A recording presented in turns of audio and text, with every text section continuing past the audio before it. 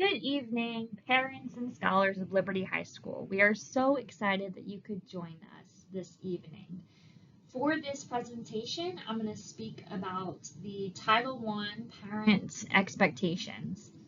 This is going to be our first Title I presentation, but we will have others, and we will let you know of those dates forthcoming.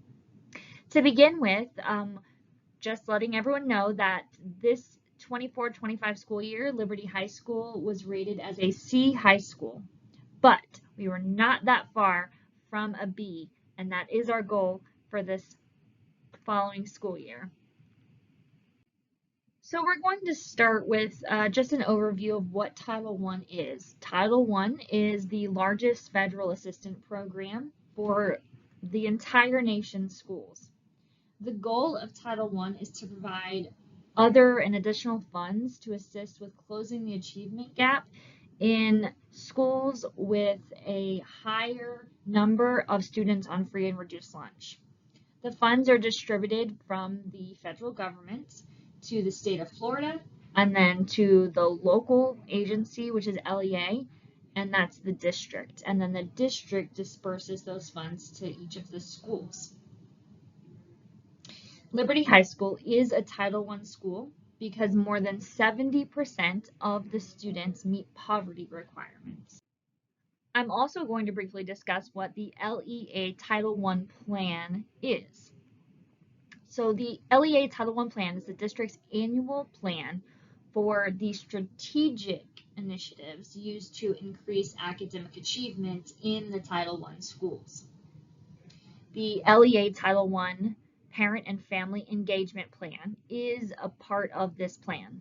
Some of the items included are the student academic assessments, staff qualifications, professional development given to teachers, the parental involvement strategies, which is the LEA Parent and Family Engagement Plan, the PEEP, and also our school improvement goals. The Title I parent and guardians have the right to be involved in all parts of the development of the LEA Title I plan and the LEA Parent and Family Engagement Plan. Our next part of this discussion is going to talk about the school-wide Title I plan. Each school receiving funds must have a specific designated plan for utilizing those funds. The school-wide plan components are included in the school improvement plan. The Title I parents and guardians have the right to be involved in the development of Liberty High School's school improvement plan. And that plan is reviewed and feedback is given at our school advisory committee meetings, which are held once a month on Wednesdays. For the 24-25 school year, Liberty High School has identified the following areas of focus in the school improvement plan. We will be working on raising our graduation rate. We will also be focusing on our SS subgroups in ELA, math, science, and social studies with achievement as well as the overall learning gains. We will be focusing on professional development and initiatives aligned to standards-based instruction with our educators. We will also be putting a number of initiatives into place designated towards increasing positive culture and raising the school environment here at Liberty High School. And finally, we will be working on our acceleration numbers. That is our dual enrollment, our advanced placement, CTE, ACE, and our ROTC/ASVAB groups. So those are the exams that scholars take while they're here. If they pass one of the exams in one of those areas, then they receive an acceleration point, and that is part of our school grade. Please feel free to visit or be a part of our monthly school advisory committee meetings. Again, those are on Wednesdays once a month here at school right after dismissal. This is the place where we discuss our progress and how we can raise the achievement. If you have any questions or want to join SAC, you can contact Ms. Shaquana Morgan, who is the Assistant Principal over Instruction. and she will have more about the SAC meeting dates as well. During the months of September, December, and March, we meet as a team to review, discuss, and solicit feedback regarding the school's Title I parent and family engagement plans. Next, I'm going to be talking about the School Improvement Plan scores, which is a large part of the Title I plan. For our 23-24 school year scores in the Florida Standards Assessment and the end of course EOCs, we scored the following. In English Language Arts, we scored a 34% in overall achievement in proficiency. For the 24-25 school year, our school goal is a 53% in overall proficiency. For the mathematics, we scored a 24% overall proficiency, and the goal for this year is 42% overall proficiency. For social studies in the 23-24 school year, we scored a 55% overall proficiency. And for science, we scored a 53% in overall proficiency. As a reminder, proficiency is students who reach the score of 3 or above. So any scholar that gets a 3, 4, or 5 on one of those state exams is in the category of proficiency. Our total points earned was 503. Our school improvement plan for the 24-25 school year can be accessed on the website below. Each school year, we will use the previous year's scores to determine what our school improvement goals will be for the current year. Now, previously in the slides, I talked about the funding that Liberty receives from Title I, and I'm sure you might be curious about how we are using that to supplement our school's existing programs. Well, I'm happy to speak on that.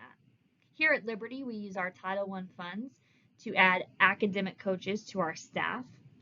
We added a second graduation coach this year, as well as we have a science MTSS coach. We also add paraprofessionals to our classroom. We use it to purchase supplemental classroom materials and supplies to help our educators carry out high-impact, engaging lessons. We use it to provide after-school tutoring options for scholars. We also provide professional development for our educators throughout the year. We purchase supplemental software and technology equipment, and we also conduct parental education meetings, trainings, and activities. We have several parent info nights throughout the school year, and we encourage you to please look to our website and our social media platforms for more information so you don't miss those dates, because we would love to see you there. Now, I'm not going to spend too much time getting into the nitty-gritty of the financial part of this, but there is a specific financial breakdown. For the 24-25 school year, the Title I allocation for the school district of Osceola County is $22 million and some change. And federal law requires the LEA to set aside 1% for the parent and family engagement. 90% of that 1% given must be allocated to all district Title I schools to implement the school-level parent and family engagement plans. The school district of Osceola County will use the remaining 10% of the 1% for parent and family engagement, as well as parent and family events and training. Title I parents and guardians do have the right and are encouraged to be involved in how this money is spent at both the district, the LEA, and the school level. Now, just a brief overview of the parent and family engagement plan. So the district in each Title I school creates a parent and family engagement plan, which is a PFEP. The PFEP explains how the requirements of the Every Student Succeeds Act of 2015 will be implemented at both the district and the school level. Now, this includes expectations for parents, how parents will be involved in decision making, how the district and schools will work to build the schools and parents' capacity for strong parent and family engagement and improve students' academic achievement. Title I parents and guardians do have the right to be involved in the development of the school and district parent and family engagement plans. And again, those are plans that are discussed at the SAC meetings in September and December and March.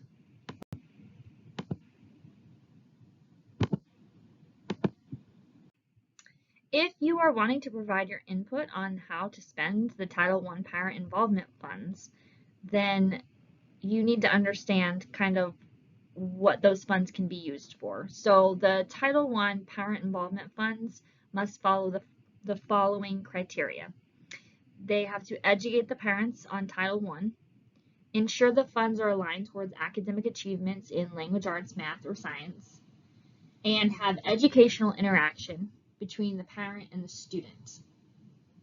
If you would like to provide suggestions, we would love to hear them, so please reach out to myself at ariel.siebold@osceolaschools.net to submit any feedback in this process. Now, we do have an evaluation process for the parent-family engagement plan, and I'll just do a brief run-through, but the annual evaluations with Title I parent and guardians have parent and guardian surveys, which will go out. They have a focus group, and they use parent advisory committees, which are PACs. They analyze the content and effectiveness of the current plan, and they identify the barriers to parent involvement.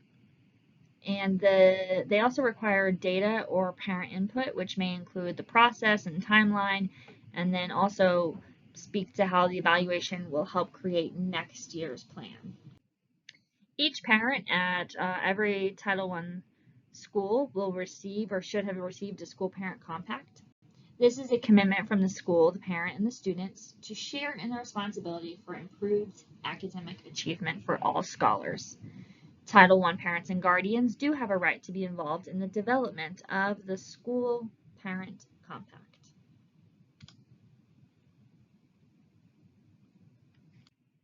Now, we don't have much time left, so I just want to quickly go over a few of the academic points of interest. So there are specific standards that each scholar is expected to achieve depending on the grade level. The state of Florida adopted the BEST standards for ELA.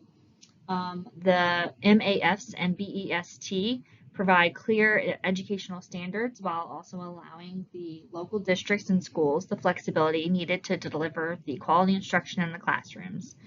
The standards, which are different from the curriculum or the pieces of instruction, are designed to pinpoint what instruction the student should be receiving at a given time. And they are there to ensure that all students, regardless of their demographics, graduate high school prepared to enter college or the workforce. These standards are internationally benchmarked, and they provide our students with an edge in global job marketing and also ensure mastery of knowledge and skills needed to perform today's high-skill, high-wage occupations. Now, the next few slides, I'm just going to give a very brief snapshot, and there is a QR code at the end of this presentation, which you can scan and look at these slides in more detail. But first, we talk about the subjects and the textbooks for reading, math, social studies, and science. This table here is the same. It talks a lot about Florida StudySync and also Reveal Math, which are programs for ELA and mathematics here at Liberty High School that we use. The focus here on this table is the math courses and the textbooks and publishers for those courses. Again, there's a QR code at the end of this presentation if you need to reference these slides. Is another table which also again references some of our AP courses as well as some of the upper level science courses.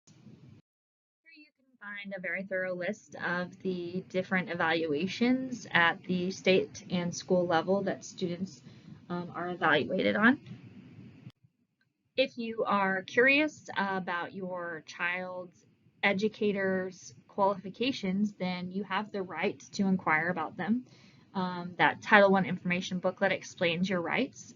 And to request the qualifications, you can request from the principal in writing or access the information at the DOE in a public search lookup.